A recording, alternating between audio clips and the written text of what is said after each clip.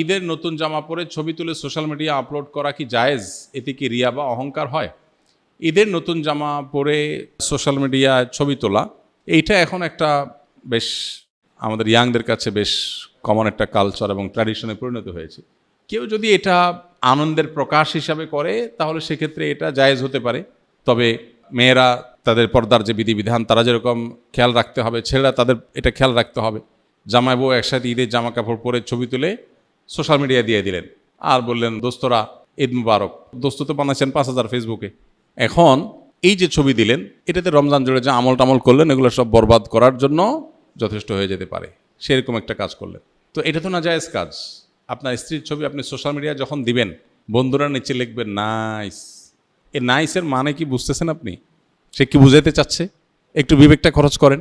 একজন নারী খোলামেলাভাবে তাকে দেখে কেউ যদি বলে নাইস, এর মানে এই মহিলার সকল সৌন্দর্য পূর্ণরূপে অবলোকন করিয়া আমি মুগ্ধ তৃপ্ত হইয়া বললাম নাইস। এটা হলো নাইসের তর্জমা। আপনি এবার দেখেন তো আপনার কাছে কেমন লাগছে?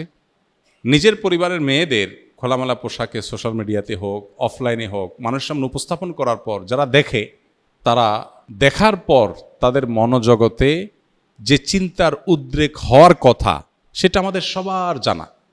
এটা প্রকৃতিগতভাবে সৃষ্টিগতভাবে এটা খুবই কমন এবং সাধারণ এবং স্বাভাবিক বিষয়। আপনি কিন্তু জানেন। কিভাবে জানেন? কারণ আপনি নিজে কি করেন, বা আপনার এরকম সিচুয়েশনে আপনার মানসিকতার অবস্থা কি হয় আপনি চিন্তা করেন, তাহলে আপনার ফ্যামিলি মেয়েদের ব্যাপারে একই কথা হয়। যেগুলো মানুষ মনে মনে চিন্তা করে এগুলো যে মুখে বলতো আপনি জুতা নিয়ে দৌড়াতেন, কিন্তু আপনি বুঝো না বুঝার ভান করছেন। শরীয়ত কেন পর্দার বিধান দিয়েছে? আপনি নিজেকে খুব উদার, খুব ব্রড, খুব আপনি একেবারে অনেক স্মার্ট আধুনিক বানাচ্ছেন। আপনি তো আসলে সেকেলে। আপনি আপনার পরিবারের মেয়েদের মানুষের সামনে তাদের সৌন্দর্য উপস্থাপন করার মধ্য দিয়ে মানুষের কাছে যে বাজেভাবে তাদের উপস্থাপন করছেন, তাদের যে অপমান করছেন, এটা আপনি বোঝারও চেষ্টা করছেন না। শত শত পুরুষ দেখছে, মানলাম কেউ হয়তো অন্ধ, চোখের জ্যোতি কম, দেখেই নেবে ছাড়া। হতে পারে কিছু মানুষ ফিজিক্যালি অসুস্থ, তার মনে বাজে চিন্তা আসার সুযোগই নেই। হতে পারে এরকম আরও কিছু। কিন্তু শত শত হাজার হাজার মানুষ যখন দেখে, আপনি তো হলফ করে বলতে পারেন, নিশ্চিত বলতে পারেন যে কিছু মানুষ এখানে অবশ্যই মনে মনে তাকে নিয়ে জেনা করছে। সন্দেহ আছে কোনো? এইটুকু বোঝার জন্য তো পণ্ডিত হওয়ার দরকার নেই। তো আমার ফ্যামিলির একজন মেয়ে, আমার স্ত্রী, আমার বোন, আমার মা, আমার ফ্যামিলির কেউ, তাকে আমি মানুষের সামনে উপস্থাপন করে মানুষের কাছে এরকম নোংরা চিন্তা করার সুযোগ করে দিব, এটা কোনো রুচিশীল পুরুষ করতে পারে না। এখানে শুধুমাত্র শরীয়ী বিধানের ব্যাপার না, এটা রুচির প্রশ্ন। তো এই জিনিসটা আমরা অনেকে বোঝার চেষ্টা করি না। তো সোশ্যাল মিডিয়াতে আপনি যদি ছবি দেন ঈদকে কেন্দ্র করে, তাহলে সেক্ষেত্রে এই বিষয়গুলো মাথায় রাখা যে হালাল হারাম পর্দার বিধিবিধানগুলো আমি কি করছি কিনা, সব কিছু প্রকাশ করার জিনিস না। এখানে যখনই রেস্ট্রিকশনের কথা আসে, শরীয়তের বিধিনিষেধের কথা আসে, আমরা মনে করি যে হুজুররা অনেক টাইট। আপনি অনেক কিছুর ছবি প্রকাশ করেন না, লুকান, সব কিছু আপনি দেখেন না।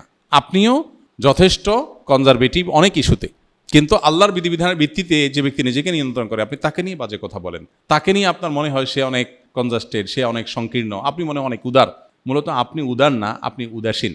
এই জন্য এই বিষয়গুলো খেয়াল রাখতে হবে। এমনিতে বাচ্চারা, ছেলেরা ঈদের আনন্দের প্রকাশ হিসাবে যদি ফটোগ্রাফিক ছবি তুলে সোশ্যাল মিডিয়াতে যায়, সেখানে হারাম কিছু না থাকে, প্রিন্টেড যেহেতু না, তো এটা নাজায়েজ না। অনেক ওলামা একরাম ফটোগ্রাফিক ছবি যেগুলো মোবাইলে বা আপনার ক্যামেরা ধারণ করা হয় সেগুলোকেও নাজায়েজ বলেন। তবে অনেক ওলামা একরাম জায়েজ বলেন, এবং জায়েজ বলেন যারা, তাদের মতটা আমাদের কাছে শক্তিশালী মনে হয়। সেই জন্য আমরা মনে করি যে এরকম ছবি সোশ্যাল মিডিয়াতে দিলে বা অন্য কোথাও দিলে ঈদের আনন্দের প্রকাশ হিসাবে, ঈদের কালচারাল একটা ইস্যু হিসাবে এটা জায়েজ। তবে এখানে হারাম কোনো জিনিস বা উপাদান যেন না থাকে, সেটা লক্ষণীয়। নববিবাহিতদের জন্য কিছু উপদেশ দিন। যারা সদ্য বিবাহিত তাদের উদ্দেশ্যে আমার উপদেশ সবসময় থাকে, তারা স্ত্রীর কথা মেনে চলবেন। ব্যাস, এটাই উপদেশ। আপনারা হেসে উড়াই দিলেন জিনিসটা, সিরিয়াস উপদেশ। আমি কোনো বিয়ে পড়ালে সাধারণত আমি নতুন জামাইকে বলি, বাবা সুখে থাকতে চাইলে বইয়ের হাতে বায়াত হয়ে মুরিদ হয়ে তার কথা মতো চলবা, ব্যাস শেষ। এটাই হলো পারিবারিক সুখ শান্তির মূল মন্ত্র। আমরা এর আগে কোথায় যেন বলেছিলাম যে আমাদের অফিসে যত মানুষ পারিবারিক দ্বন্দ্ব কলহ নিয়ে আসে, এগুলো নিয়ে যারা ওলামা একরাম যারা এগুলো সমাধান করেন, তাদের এক লাইনে কনক্লুশন হলো যে যত কেস তারা এ পর্যন্ত ডিল করেছেন, এই সব কেসের সামারি হলো, যেই ঘরে অনেক সময় আমাদের ওখানে স্বামী স্ত্রী আসে, দুজনের মধ্যে দ্বন্দ্ব থাকে, এগুলো মিটাবার চেষ্টা করে আলেমরা, কাউন্সেলিং করার চেষ্টা করেন। তো তারা বলেন যে যত কেস আমরা ঘাঁটছি এই নিয়ে, সবগুলো কেসের সামারি অলমোস্ট একটাই, সেটা হলো যেই ঘরে স্বামী স্ত্রীর কথা মতো চলে, স্বামীর স্ত্রীর প্রত্যেকটা কথা মানে, সেখানে কোনো অশান্তি নেই। অশান্তিটাই হলো সেখানে যেখানে কথা শোনা হয় না, বাস। এই জন্য নবদম্পতি যারা আছেন তাদের উভয়েরই এটা আমল করা উচিত। বিশেষ করে ছেলেদের একটু বেশি আমল করতে হয় আর কি, মেয়েদের একটু কম। তবে মেয়েদেরও করা দরকার। আর স্বামী হোক আর স্ত্রী হোক, যিনি জীবনসঙ্গীর কথা যত বেশি শোনার চেষ্টা করবেন, আল্লাহর নির্দেশে বাইরে বললে সেটা না, আল্লাহর নির্দেশের মধ্যে থেকে যত বেশি শোনার চেষ্টা করবেন, তিনি আল্লাহর কাছে তত প্রিয় পাত্র হবেন। মুত্তাকি হিসাবে তত ভালো মুত্তাকি হইতে পারবেন। দাম্পত্য জীবনে আপনার সঙ্গীর সাথে সদাচরণ করা, এটা তো আল্লাহর নির্দেশ। আল্লাহ বলেছেন ওয়াশিরুহুন্না বিল মারুফ, তোমরা পুরুষরা যারা আছো তোমাদের স্ত্রীদের সাথে সংসার করবে সুন্দরভাবে। একই কথা স্ত্রীদের জন্য প্রযোজ্য। অনেক স্ত্রী আছেন যে স্বামীকে সারাদিন জ্বালাতন করেন, অহেতুক কষ্ট দেন, ছোটোখাটো বিষয় নিয়ে বাড়াবাড়ি করেন। তো এখানে স্বামী স্ত্রী উভয়ের জন্য প্রযোজ্য যে নিজের সঙ্গীকে কত বেশি সন্তুষ্ট রাখা যায়। এখন সঙ্গীকে সন্তুষ্ট রাখতে গিয়ে বাবা মা নারাজ হয়ে যাচ্ছে কিনা, ভাই বোন নারাজ হয়ে যাচ্ছে কিনা, সেগুলো একটা ব্যাপার। তো এই জন্য ব্যালেন্স করাটা খুব গুরুত্বপূর্ণ। এই ব্যালেন্স করার জন্য কোরআন এবং হাদিসের জ্ঞান অর্জন করে কার কোনটা হক, কার কোনটা কর্তব্য, কার কোনটা অধিকার, সে জিনিসটা বোঝা এবং সেটা যথাযথভাবে আদায় করা, এটা হলো গুরুত্বপূর্ণ। আজকের বাস্তবতা, বিশেষ করে ভোগবাদী এই পৃথিবীতে আমাদের দাম্পত্য জীবনের সুখ নাই। ম্যাক্সিমাম মানুষের দাম্পত্য জীবনের সুখ নাই। বেশিরভাগ মানুষ সুখের অভিনয় করে, সোশ্যাল মিডিয়াতে ফেসবুকে ছবি দেন বইয়ের, মানে কি তাদের মধ্যে মিল, এগুলার এজহার, এগুলার প্রকাশ সোশ্যাল মিডিয়া করান। আসলে বাসায় সারাদিন চুলাচুলি হয়, কিন্তু বাহিরে নাটক করেন কিসের? সুখের।